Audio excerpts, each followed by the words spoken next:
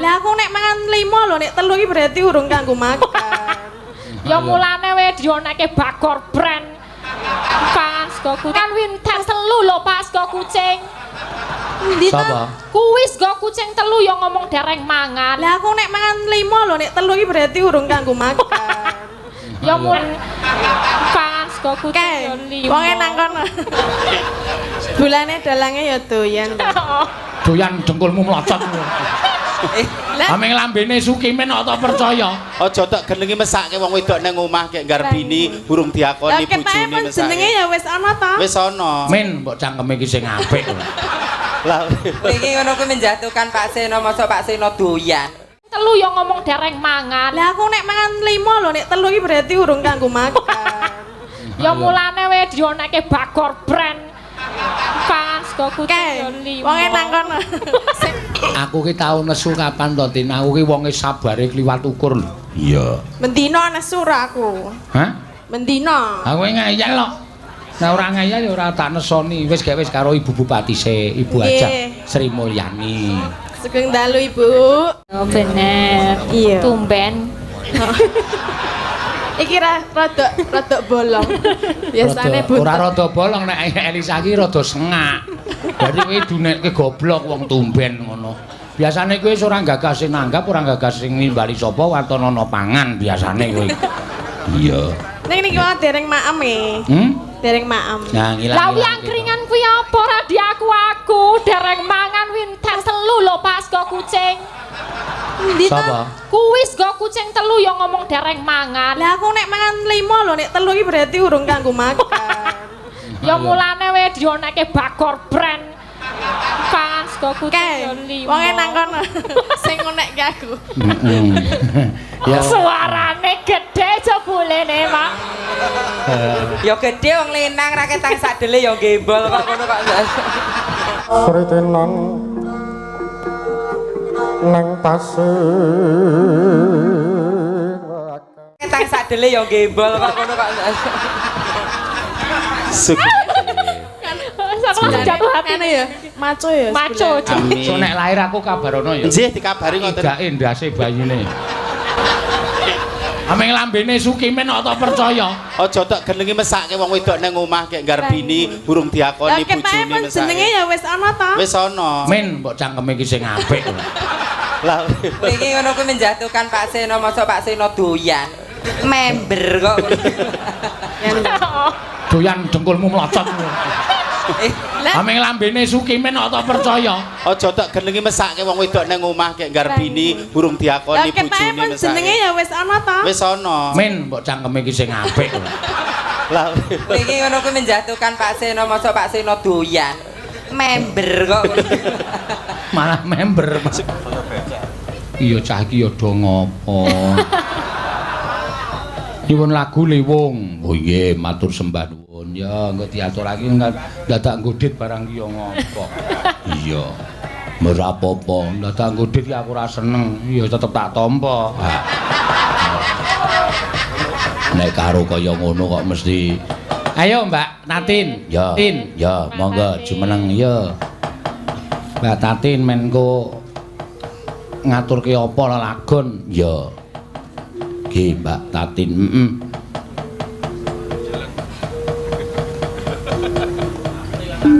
Nah. Ya wis jumeneng iki, Mak. Iya, iki soalé sinden sing gawat kliwat. Ya. Lah napa lho? Wingit kepati-pati ora kena dipidak wewayangane.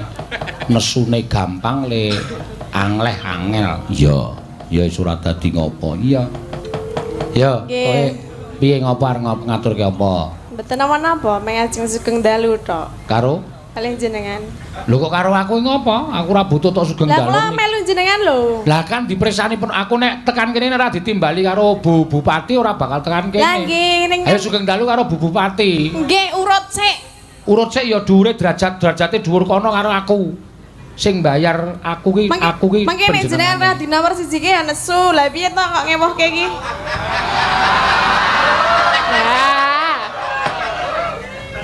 Aku ki tau nesu kapan to, Tin? Aku ki wonge sabare kliwat ukur lho. Iya. Mendino nesu ra aku. Hah? Mendino. Aku ngayal kok. Nah ora ngayal ya ora tak nesoni. Wis gawe karo Ibu Bupati Ibu Ajak Sri Mulyani. Sugeng dalu Ibu. Nah, Ibu Sugeng lenggah. Lah, Ibu Bupati ora ming Ibu, ngono ora. lah nggih pun ngertos nek Ibu Bupati. Jenengane ngerti apa ora? Bu Sri. Bu Sri sapa? Mulyani. Oh iya bener. Iya. Tumben. Iki rada bolong. Biasane Bu. Ora rada bolong nek Elisa iki rada sengak. Berarti kowe dunekke goblok wong tumben ngono. Biasane kowe ora gagas sing nanggap, ora gagas sing nimbali sapa watonana pangan biasane kowe. Iya. Ning niki wae dereng maem e. Dereng maem. Nah, ngilang. Lah yang keringan kuwi apa ora di aku dereng mangan winten telu lho pas go kucing. Ndi to? Sapa? Kuwi go kucing telu ya ngomong dereng mangan. Lah aku nek mangan 5 lho, nek 3 iki berarti urung kanggo makan. Ya mulane we dioneke bakor brand. Pas go kucing ya 5. Wong nang kono sing ngonekke aku. Ya, ki Mbak Tatin iki mau disuwun saka manajemen Mbak Apri Mbak Mimin. Nggih, napa? Napa? Wo, lah iki malah ana tulisane kalian Bu Prastiwi nyuwun liwung. Heeh. Nyuwun liwung karo sisan bae nok kuwi wong loro kon nyanyi sisan. Ya. Ayo lewat Kakak. Ayo Mbak Apri. Yo. Oh penontonnya wis do ayo iki. Kowe tak njeloki lho kan. Nek dekem nang kono. Ayo. Yo Mbak, yo Lek Kimin. Heeh. Ayo Mbah Men. Mbah Men. Ayo ndang ceket-ceket Pak. Ah, wong biasane yo nang pas. Wah ganteng tenan nek ngene iki. Waduh. Kok ora kaya biasane. Ketok lanange nek. Ketok lanange. Aku nek ketok lanange wedi aku sah. Jauh ngadoh ya. Aku nek biasane cok cipika-cipiki nek iki kon yo lali bareng. Aja dipadake nek gelungan. Lah iya, mulane aku wedi to. Iya. Sugeng dalu Pak Seno. Wah, suarane gede jebulene, Pak. Ya gede wong lenang ra ketang sadele ya gembol kok ngono kok. Sugeng dalu Mbak Tatin, De Elisa. Langsung jatuh hati Ane ya, maco ya. Maco sebulan. jebulan. Aku ya iso. Tapi Coba Sugeng dalu De Elisa. rawangun. nek kowe rawangan tetep ketok wedok ya. Matur Pak Seno nyuwun pangapunten mboten ngrahapi kanthi saya panjenengan menika Mimin mboten saged melampah nggih. Mergo kehamilannya niki sampun menginjak 6 bulan dados mboten saged men awet kandungane mergi nglairaken putra panjenengan meneng omah ndak kodanan. Niki sing mangkat Masne Mimin niki Sukimin sing melampah Pak. Oh, Mimin teng omah. Mimin ten omah. Hamil 6 bulan. Nggih. Kalih kula niku. Nggih. Tulung mang pacul sirahe Mimin. Men modar ngisin-isinke. Kersanipun wonten generasi penerus ngoten lho dalang Klaten menika. Terus saking Yojo ngoten. Men ana anu persilangan ngono. Nggih. Turas Klaten karo Turas Yojo ngono. Nggih ngaten. Oh iya wis muga-muga lahir kanthi slamet. Amin. So nek lahir aku kabarono ya. Nggih dikabari ngoten. Idake ndase bayine. Bulane dalange ya doyan. Doyan dengkulmu mlocot. Ameng lambene Sukimin kok tak percaya. Aja tak genengi mesake wong wedok nang omah kek garbini burung diakoni bojone mesake. Jenenge ya wis ana ta? Wis ana. Men mbok cangkeme iki sing apik. Lah Iki ngono kuwi menjatuhkan Pak Seno, masa Pak Seno doyan. Member kok. Malah member. sugeng rawuh wonten Kitha Klaten bersinar nggih. Kitha 1000 candi, Kitha 1000 umbul, Kota 1000 dalan. Nah. Dan bentar lagi Lumbung mau pangan. dibikin bunga itu loh, sejuta bunga. Sejuta bunga. Oh, sama Ibu. Nggih. Lah kuwi bang-bang kene ning kono. Bangkene. Nah. Nggih. Ayo anu liwung. Ya, diaturake. Pangapunten Ibu Bupati menika putra-putrane nyusul. Bangane tetek ya, Le. Ya ora pri. Kowe iki nek ngendika kaya ngono ki malah njur ngetok-ngetokke sampean ki aja sok ngendi. Wong ora tahu. Justru Anda itu mengangkat derajat kaum minoritas. Iya. Lho tenan, Mbak Apri, Mbak Mimin iki mengangkat derajat kaum minoritas. Sampeyan iso berbudaya, berkesenian kaya ngoten niku luar biasa. Nek perlu kanca-kancane dijak berkesenian, berbudaya. Dintas saka pinggir dalan. Oh, Pak Seno matur nuwun. Pimpin Pak Seno matur nuwun. Arep kegowo nek. Arep kegowo. Arep aleman. Arep kegowo. Kumat. Lah ayo instingnya mengatakan. Nggih, monggo dipun aturaken liwung. Ya. Matur suwun, Mbak. Mbak Apri matur nuwun nggih, walaupun wah sampeyan niku nek karo sedulur jan. Iya. Nggih mumpung ten Klaten nek ngaten. Seneng tenan. Kula saged kados mekaten menika rak saking dorongan panjenengan. Nggih. Nek neng Klaten ya disengkuyung seniman dalang Klaten, seniman kabeh Klaten. Oh, Neng Ngayuja disengkuyung Pak Seno lan kanca-kanca dalang Ngayuja. Nggih, sampeyan sakniki wis gleleng jakete we kulit. Iya. Kulit melinju. Ah iya. Menika Bu Pras mboten sekalian. Kalau request Lah Bu Pras ki ya regane jenengan wong. Aku lagi arep ngelokke mimine. Berita apa? Jakete kulit melinju, melinjune dikletek. Kletek dikapake ora. Yo, monggo. Oh ya, Mbak Prastiwi. Monggo Bu Pras nggih. Men maju Mbak Yuku iki sing. Wong wau pun rasan, peh aku ki sinden tuwa arang-arang dideke ngoten niku. Ampun sok ngoten niku Pak Mas. Monggo Bu, monggo. Monggo. Kula nggih sok ngedeke niku. Oh. Aku pokoke ora arep omong nek karo wong siji iki. Saiki lambene wis ra ndek kampas rem. Muni omong celekap-celekap mbuh ngarepe iki ana sapa ora dong wis pokoke. Maksude ngedeke Mbak Mimi. Oh iya. Kula hasrat tembasan.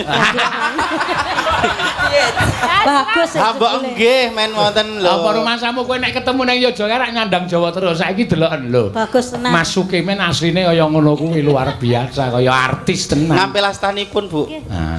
Waduh Lho, aku. deg-degan to Bu. Nggih. Oh. Bales no Bu, tangane bales no. Bales no. Tuwa kesih fungsi e. Bu. Wah, wis parah. Yo, ayo diaturake. Mangga. Iki ndak kekompletan. Sa kowe nganu mundur Oh, nggih, siap. Kowe leren ben loro wis. Lho kok ngapa kok mundur-mundur? Jare kon mundur. Orisa kok. Oh. Elisa. Ya. Elisa. Heeh. Iya. Kleru. Iya. Ya. Penyantet nginggil mboten napa kersane ketinggal saking wingking. Oh nggih. Ngece, Mang. Jenenge ngarep nek aku kerdil to. Kuwi ndek paguyuban ya ora. Menapa? PSSS ki ya kuwi. Napa niku, Pak? Paguyuban sinden 150 cm. Monggo, yo dados ya. Ha iki kompak kok wong papat iki nak. Iya. Kowe iki lanang kok ya megol iki piye to? Jare lanang. Terinfluence mereka berdua lho. Dadi serasa kaya aku ndek bokong. Bokongmu mbok peme ya, Lek. Kok ora garing 3 dina kerja. Iya. Bokong kok rego 70.000. Ning semanake Mbak Mimin, Mbak Apri iki luar biasa kok. Iya, ya pancen tenan kok. Mbah. Sesuk nek piye ning Yojo nek pas aku prei arep tak sewake hotel. Ya. Hotel Mirah Putih pom bensin. Ayo. Mangga, ya. Sabda pandhita ratu tresninamu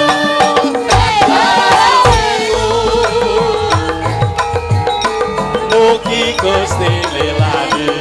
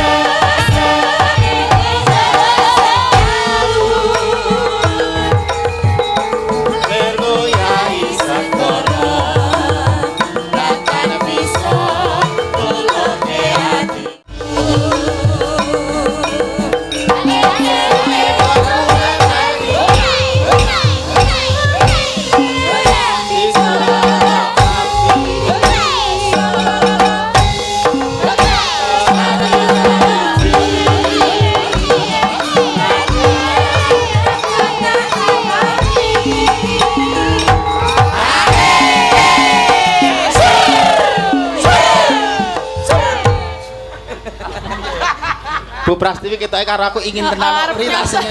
Ket mau rono terus lho arae. Kono Seneng ger aku. PHP tok Bu Prastiwi iki senengane Kok nggodha. Ditenani ra gelem. Gelem bae aku. Tanda Bu Prastiwi nekat. Gelem aku. Oh, cah gelemane diganggu. Iya, mangga, ya ditelaske mangga, Mbak. Sabda pandita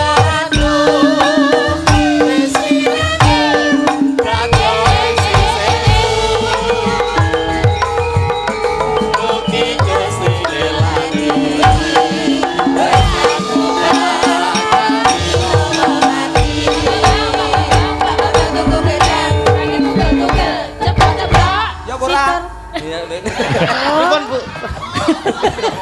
Iya, matur suwun. Matur Matur sembah nuwun, Mbak. Prastiwi karo Mbak Tatin ya iki ya dibantu karo Srawung ki ya apike ya ngene iki ana ya.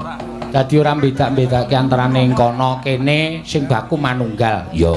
Papat sekawan ya. Papat sekawan. Papat niku sekawan ingkang napa niki wau napa kula ngemirengke ingkang wonten ngajeng wau katosipun ngajeng kacang mau wonten napa naminipun wonten kecamatan Gedong Kecamatan Kemalangan katosipun terus wonten Gedung Informatika nggih Kominfo nggih katosipun niku kalih sekretariat DPRD Klaten niku nggih kalih niki inspektorat niku sing paling larang dhewe nggih mugi-mugi nggih kula pangajeng kaceng kula pangajeng ngajeng terus ora arep tak penerke terus ora momen kowe ajar mikir kok ya panjenengan kula mugi-mugi nggih sedaya mawon ingkang bekerja aparatur sipil wonten inspektorat nggih saged bekerja maksimal saged bekerja sama kali kepala dasipun desa-desa nika apa kepala dasipun desa-desa si kok maksudnya ndas desa iki piye kepala desa ora sok tak tambahin ndas nggih basa Jawanipun kepalanipun desa-desa nggih mugi-mugi saged bekerja sama dengan baik wau nggih sampun tanda tangan fakta integritas semoga dapat mencegah dan memberantas korupsi amin nggih kuwi apa kuwi jenenge tanda tangan integritas ya apa ya kuwi kok dadi berjanji sebagai kuwi berjanji dia berfungsi sesuai peraturan perundang-undangan dan dia berjanji dinggo ora korupsi ngono lho Pak. Oh, ya aku untuk melakukan tugas dengan baik. Jenenge apa? Fakta integritas. Ya Pak Seno barang ya kudune tanda tangan. Dadi nek entuk saweran ki aja dijupuk. Pawane 200 ya sinden dine 200 aja 50. Motong ngono wae motong apa? Wong urung saweran urung komplit. Iki dhuwit di ncanceh iki dhuwit ya lumayan ki nggo mangan sesasi nek aku sedeng iki. Kayak kono engko didum sinden-sinden. Ya engko didum sinden-sinden. Kowe bles ki ora. Wong urung disenggol, urung diitung kok wis disebut. Lah ya dhuwit dibuang-buang, dhuwit berguna. Lah salah tok lokke wong aku ora tau motong kok. Oh iya denane, carane talang teles. Apa? Talang kuwi teles. Aja nek iso talang ki aja teles. Kepare. Nek pancen bantu ya bantu lahir batin. Aja duwe pengarep-arep apa-apa kuwi ora apik, ora becik. Leres menika. Ngono. Wah, niki nek menawi Bu Bupati saged wonten mriki dipersani seluruh dunia lho, Bu. Dadadan. Sritenan. Dadadan. Iya. Oke nembang kalih kula nadyan kula radiedan tapi kula mboten brakot kok. Dek sadar dhewe dek. Iya, suwe-suwe sadar nek rada edan. Iya. Nggih, matur sembah nuwun. Mugi-mugi saged kasempatan. Nggih. Matur suwun ya. Karo apa arep ngaturke apa? Seneng kowe sowan eneng kutha Klaten kene. Seneng banget niki. Saiki mulai nyenengke, luwih nyenengke meneh. Napa? Wis ora ana apa perbedaan antaraning gaya Jogja karo gaya Klaten. Injil mboten wonten. Nyatane awak dhewe suwan mrene sing nonton yo akeh yo no sing iso nampa gagrag ngayojo yo luar biasa. Padahal niki pusat seniman nggih Pak niki, seniman klasik napa mawon wonten mriki. Heeh, dalange yo apik-apik. Dalang kata seniman seniwati. Pengendang pengrawit yo luar biasa.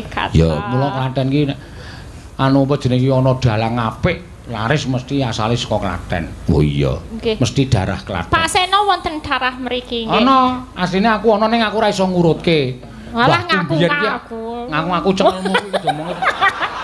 Aku cerita tenan. Oh iya tenan. Ana Mas Kasim iki lho.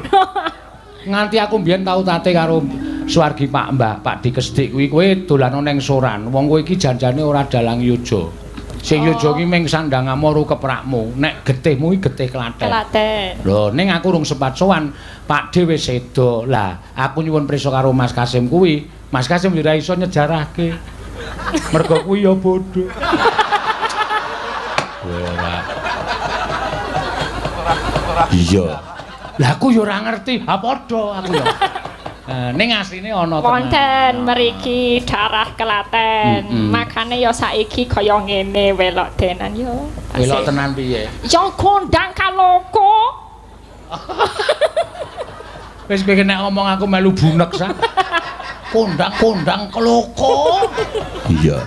Lah dhek ya pinter basa Jawa. Biyen ki S1-ne sing diangkah ki jurusan pedalangan. Lah mula terus sowan ning nggon aku utawa rawuh ning nggon aku takon karo aku, "Pak, saya itu seneng wayang. Saya ngambil S1 isi Yogyakarta jurusan pedalangan." Lah kowe arep ngopo? Wis, arep mayang. Arep mayang cetha kalah karo sing wong lanang-lanang kuwi. Wong saiki wayang ki kudu ngerti apa jenenge suarane iku kudu pas karo wayange. Nek wedok ki ya pancen ana sak ngertiku dalang wedok ki sing kaloka ki Suwargi Bu Harni Sabdowati saka Sragen. Iya, kuwi mergo suarane gedhe. Gedhe ya. Bu Harni ki seneng udut. Mula kowe udut to. Aku ya ngono. Nek udut iso gedhe po? Iso. Udute iso gedhe. Anu apa? Suarane iso gedhe. Iya. Oh iya ngono sing marai. Berarti nek Pak Seno udut langsung gedhe. Lah ora. Maksude nek wong lanang wis ora usah dadak udut, ora usah udut ora apa-apa. Iya, ngono ya Maya. Terus gagal dhek ora gagal ning lulus ning ya mbuh le ujian piye. Lah kok S2-ne njukuk psikologi. Oh. Psikologi ngopo sak kok njaluk psikologi? Lho aku pengen neliti, Pak. Neliti apa? Psikologi iki neliti wong edan-edan. Lah sing arep tak teliti dalang-dalang kuwi. Lah kok dalang tak anggap edan, omong dhewe, diwangsuli dhewe, nangis dhewe, ngguyu dhewe.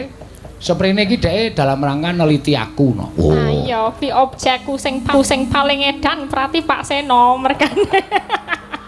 Dadi objek penelitian psikologi. Ora masalah pokoknya. Tapi rapopo matur sempat nuwun nggih Pak Seno awet panjenengan menika marake kula saged S2. Penelitian S1 nggih Pak Seno, S2 nggih Pak Seno. S1 tentang Pak Seno sing tentang dalang, terus ngerti nek Pak Seno kentir, terus aku njupuk psikologi ben coba engko menawa nek aku njupuk tesis nggo ngobati kentire Pak Seno. Ngono jebul ya tetep kentir ya rapo. Jan kudu seniman kudu kentir. Aku yo kentir. Soale nek ora satok tambani sing jeneng dalang kuwi iso nambani dhewe. Sing jeneng dalang ki duwe kekuatan yang luar biasa.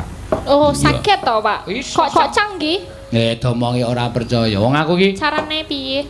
Lah aku ki kerep kok ditekani wong do njaluk tombo wong edan kuwi. Bener kemana sakit ngaten niku? Iso. Piye? Nambani wong edan minta dudui. Iki apa? Jam. Nah, langsung mari. Wih, canggih tenan. Tenan. Lah mari wong ngerti dhek nek kuwi jam. Iya. Oh iya ya. Nek tak tutuki iki apa? Lemper edan kowe. Nek iki apa jam? Mari. Wis tak anggap mari takon nggo bali. Iya. Bener ya, Mas. Iya. Dadi rasa datang modal psikologi kabeh wis lancar. Ngono ya. Heeh. Ayo karo ditembangke podang kuning. Ya. Mboten Pak Tatin. Oh, iki panyunane engko Mbak Tatin akeh sing ngarep-ngarep. Oh, iya. Podang kuning malih. Mbak Tatin kok gampang. Ya. Mbak Tatin kok digoleki sing goyange hot mesti wah. Iya, mergo lagi nganu no, in wonge. Ya. In. Ngagam to wonge. Heeh.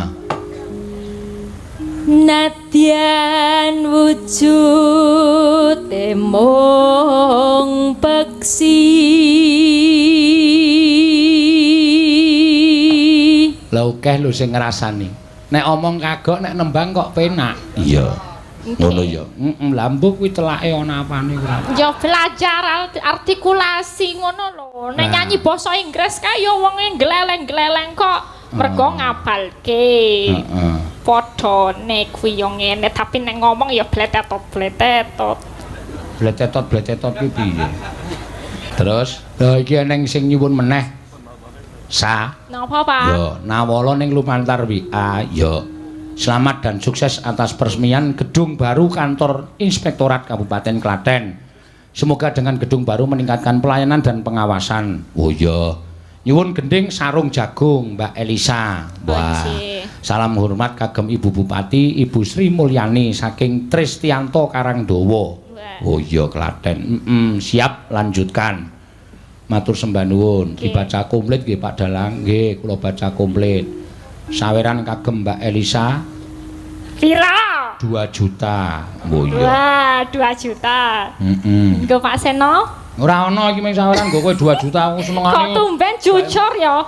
Biasane 2 juta iki sing 1 juta nggo dalange, sing 500 nggo wiyaga 500 ku sindene. Ora iki tak waca komplit. Aku bengi iki ora arep ngapusi aku. Iya. Arep jujur aku, du sinden 2 juta. Oh iya.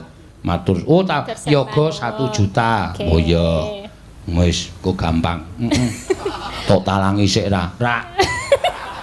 Pak Tris niki dalange diparingi nggih. Rasa tok jaluke aku wis di kerjeken wis seneng kok. Oh nggih. Niki diganti napa mboten? Rasa terus podang kuning kok apa jenenge sarung jagunge dhewe. Iya.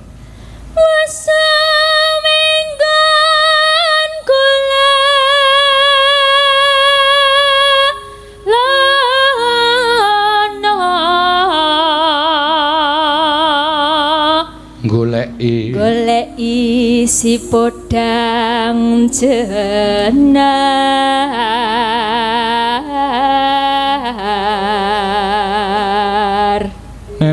neno iba bunga hengatiku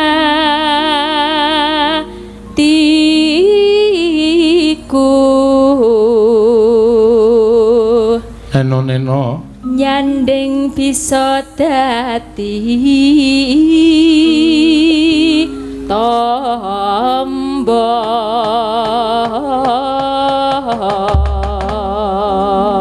ya iki uga nawala meneh Pak Dalang kula Fajar kalian rencang kula Yoga tunanetra badhe nyumbang lagu kagem Ibu Bupati Klaten matur sembah nuwun Mas Fajar oh iya nggo diaturake Mak bar apa podang kuning iki ya monggo iki wong ora weruh ning kersa nyumbang lagu iki nyenengke no ya monggo ya esuk awane ngomah wis ora kerasan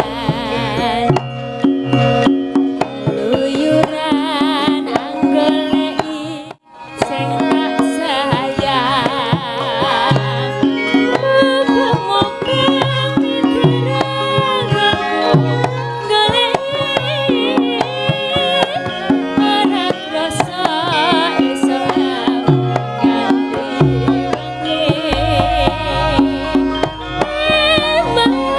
man yen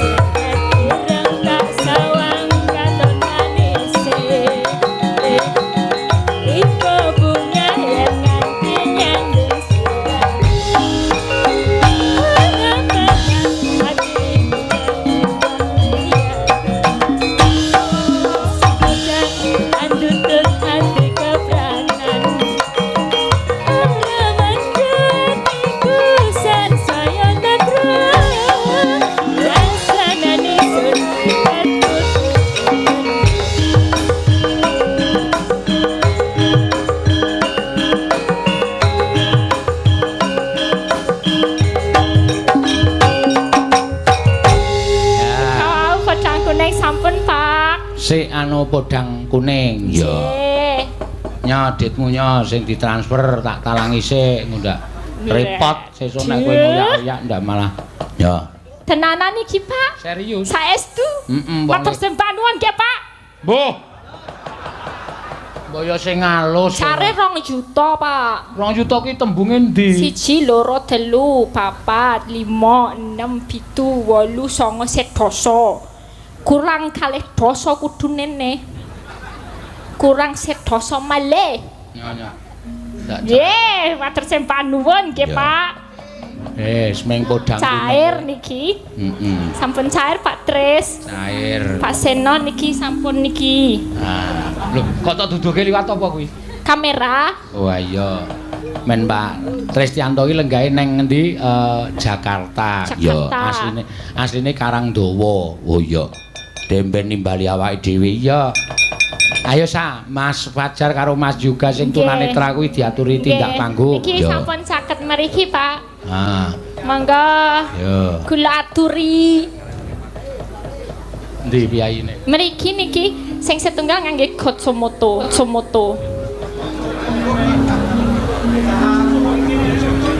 Saiki aku tak takon karo kowe sa. Napa, Pak? Apa sebabe? Dhek iki ra nggo kacamata kowe wis ra weruh kok nganggo kacamata. Hooh, aku ya bingung niku, Pak. Engko takonono sebabe apa? Kula takonane. Iya. Mas sinten wau? Sik setunggale Mas Fajar. Mas Yoga. Sing sijine Mas Fajar. Halo, Mas. Halo. Wah, Mas Yoga. Kok jenengan ngangge pun rigi mawon ampun niku wonten seneke Mas Keswan mengko didukani.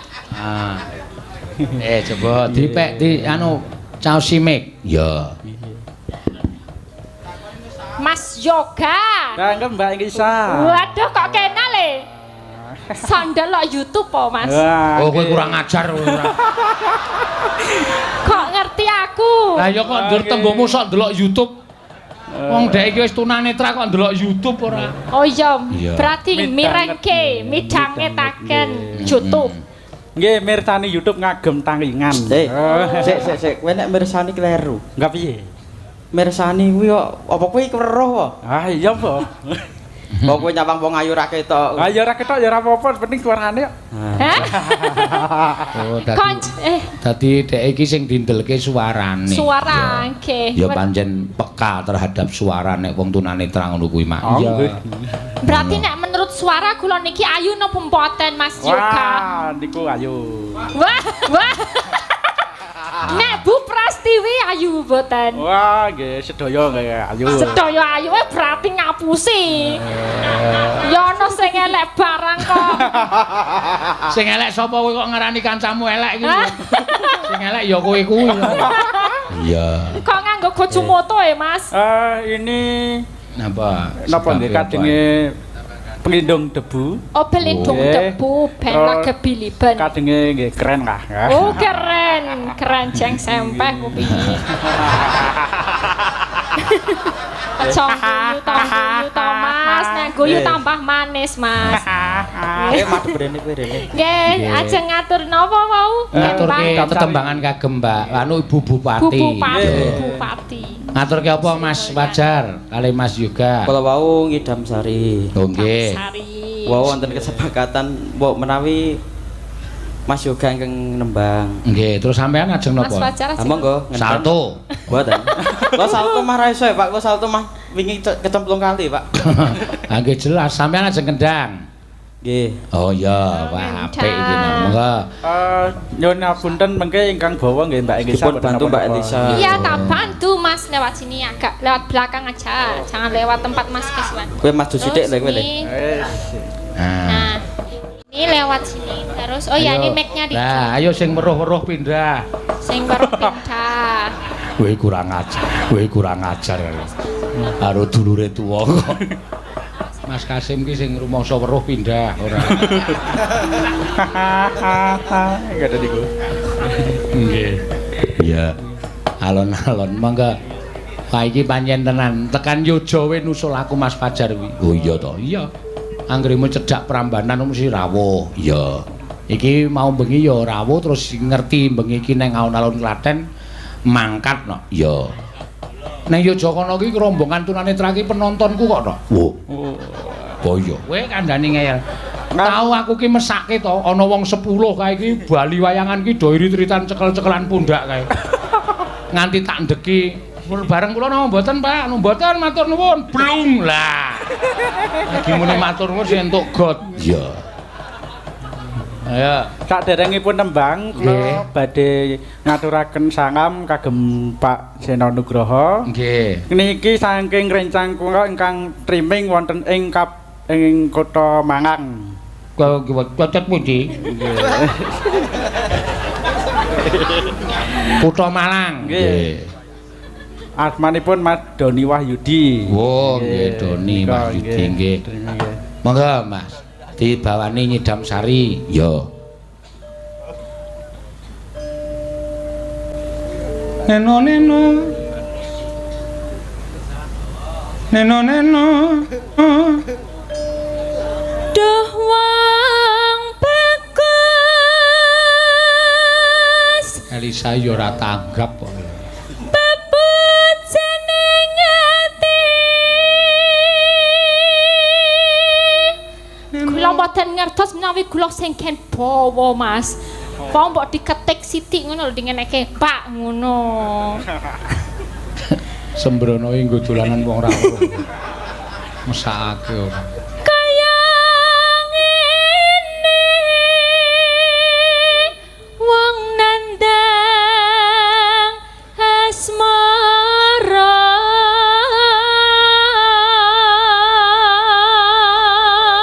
Ning kadang kala wong ora nuntut sewu wong ora pirsa ngono ki sok omongane sok marahi guyu lho. Kok iso? Ngono aku ana jenenge Jafar. Oh kuwi ya ora weruh. Ora weruh. Tak dolan ning omahku tak suguh kopi iki bareng-bareng nyruputi. Wah, Pak Sino jan mak biar. Aku terus sing biar ki apane? Ya mak biar. Jenengan nggih ngaten Mas, mak biar. Waduh. Apa tak awakku dewe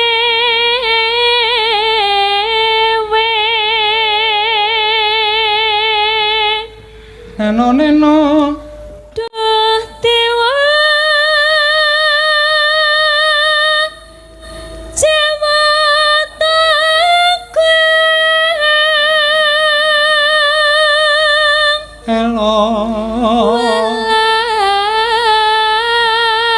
Somring wak mambi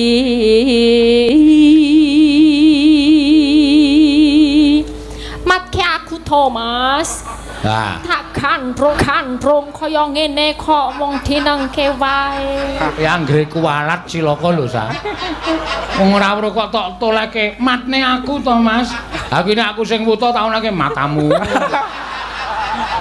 Ki anu Dar kendangmu posisine penerke Dar. Engko nek liwat anu ketak tung yong. Ya. Besok kapan katekan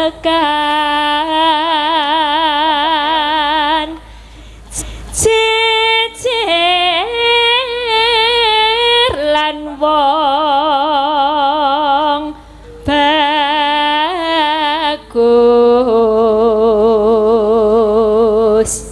Neno umpama nonah kodho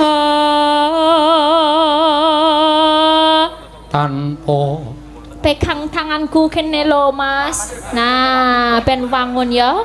Kaya weruh ngono lho, etok-etoke.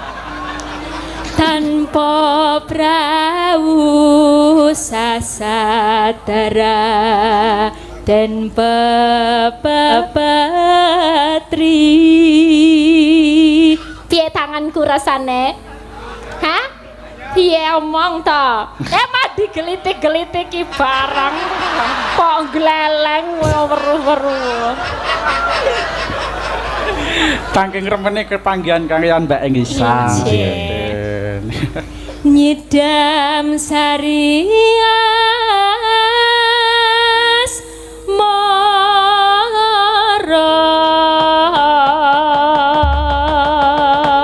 Ya, mangga Mas Yoga. Ya, maju yoga neno upama sliramu sekar mengadi aku kumbang bidang sareni upama sliramu margi on mandi aku kan bakal liwati naksenin panengku semore ayo janji prasetyan hati ayo dan saku mandeleng kita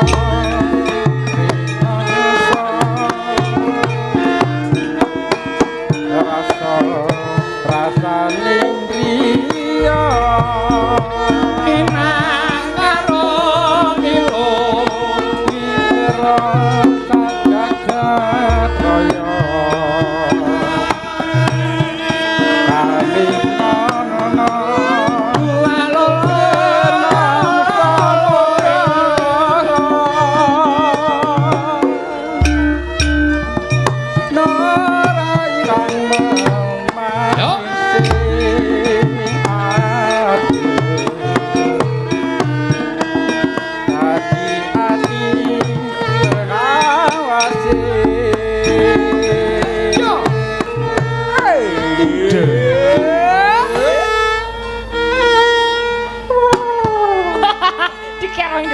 Berarti Mas piye mau biyene? Ngono piye Mas? Loh. Elisa dosa lho sak. Kok dosa to, Pak? Nggo dolanan wong ngono iki. Wong rawuh kok konon. Aku terpesona. Aku kan terpesona. Mbok dipek. Dipek. Ora sempat nyinden ming nuntun. Yo, mangga. Nangikane koe ganggu atiku ayo nang sira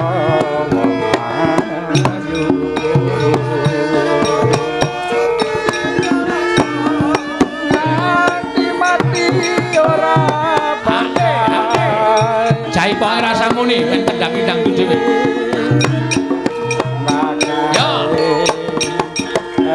Angin aku sing kurang tutup.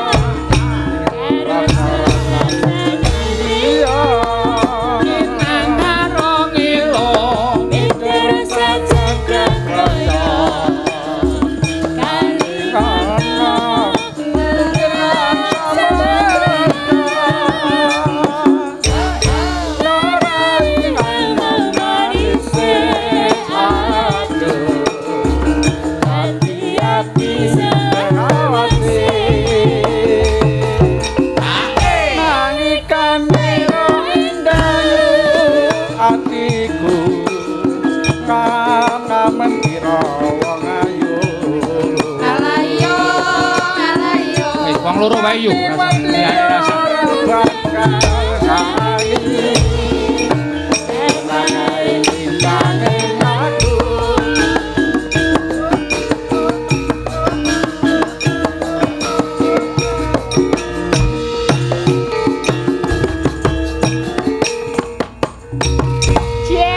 Luar biasa Mas Yoga. Terima kasih suara. Nang tasih